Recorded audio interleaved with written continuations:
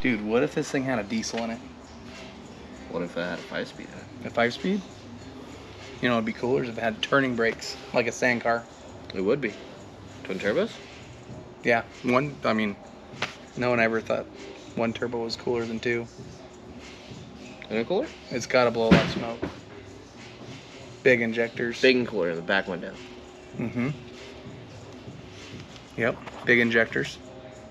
Big turbo, 2 turbos. Big clutch. Razor suspension? Razor suspension? Yeah, that's a lot better than Rhino suspension. Let's do it. Let's do it. What's up, everybody? I'm Matt Ray, I'm Fred. and we're sitting in what eventually is going to be something pretty cool. Hopefully. This is a dream that I've had for probably about 13, 14, 15 years of creating kind of the ultimate side-by-side of our world.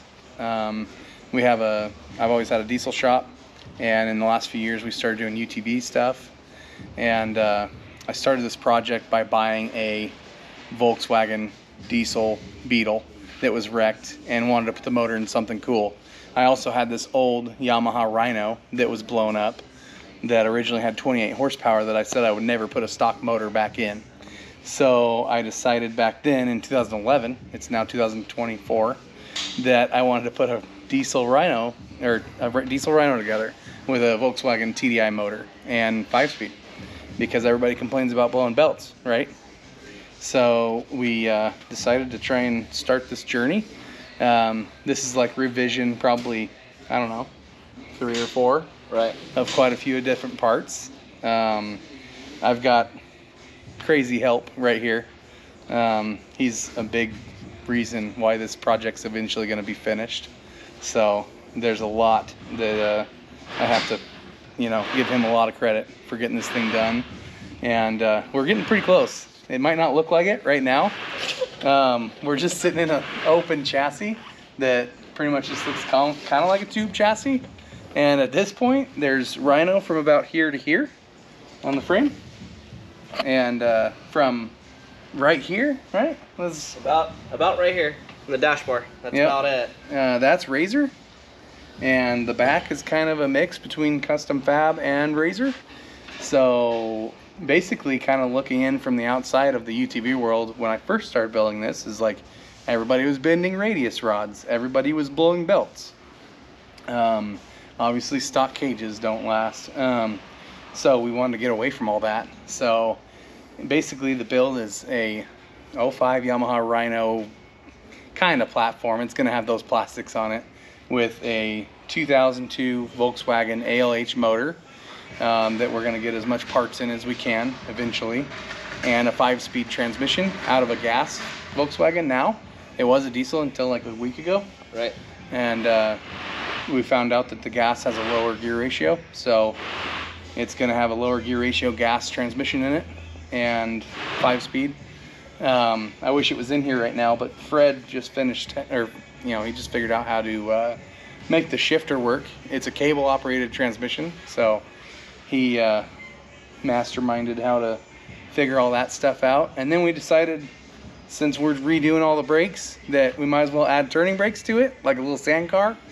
And the rear suspension, I mentioned radius rods. We don't have any radius rods. It's got a trailing arm, but it's more of like an A-frame style trailing arm that doesn't have the radius rods for support. They're beefy trailing arms, but they go to a Razor hub.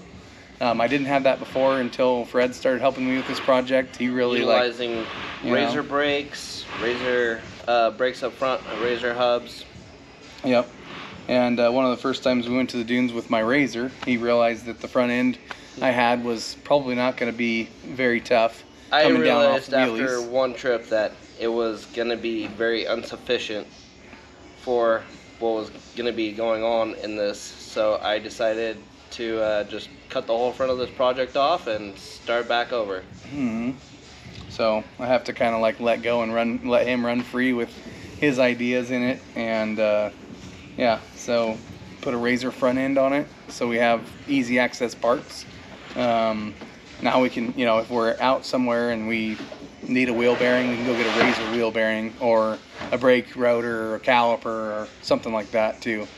So the steering is also all Razor now, so it took a lot of the guesswork out of that stuff and kind of simplified it a little bit and made it easier to find parts for. What else have you done that's pretty custom on it that's been a feat to get over? A lot of the tin works, getting rid of all the plastic flooring, all the plastic firewall, going to all full aluminum firewall flooring, rear paneling for behind the seats to the engine, gas tank, radiator. Yeah, and we'll have to get into, like, when we start putting it back together, we'll go through like what we did there and whatnot. But right now, the feet right now is kind of like the axle situation in the back, because one's way longer than the other, and we have a lot more suspension than the car had. Instead of the car, you know, the motor's in the back of this thing. So instead of the engine and transmission being up under the hood of the car, and the, you know, now it's in the back. So it's feeding both rear tires with the axles.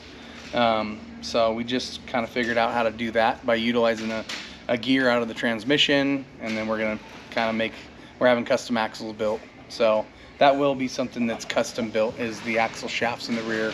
So hopefully I'm not too hard on those and break them. We might have to get a spare. But yeah, I like to break stuff. So once we get this thing done, there should be some good content of us out seeing what breaks first, and hopefully doing some wheelies. And like, basically the goal is just kind of like a little sand car. It's going to be 2-wheel drive, so we won't be rock crawling with it, but it should do really well in the sand and cruising around and, you know, parking lot stuff and whatnot. So yeah, stay tuned. We'll start posting a lot more on the build and progress of it. We have a event that we're trying to get to. It's we're in the end of May. We have a month, 25th May, until UTV takeover in Coos Bay. So the goal is to have it running and driving under its own power. Maybe not doing wheelies and hood rat stuff, but driving under its own power through vendor row and able to run the motor and stuff like that. So that's the goal. So cheer us on. We'd like to kind of provide some good content and something different for you to watch. And, you know, maybe you can learn something off of what Fred's doing on it. I don't get a lot of time to work on it, so he's a major help to me in getting the project finished, because without him I would never probably have it done. We're going on year like 14, but a lot of progress that has happened on this is in the last, I don't know, year. Yeah, year to two. So, but yeah, it should be fun. Subscribe to the channel and tag along with us.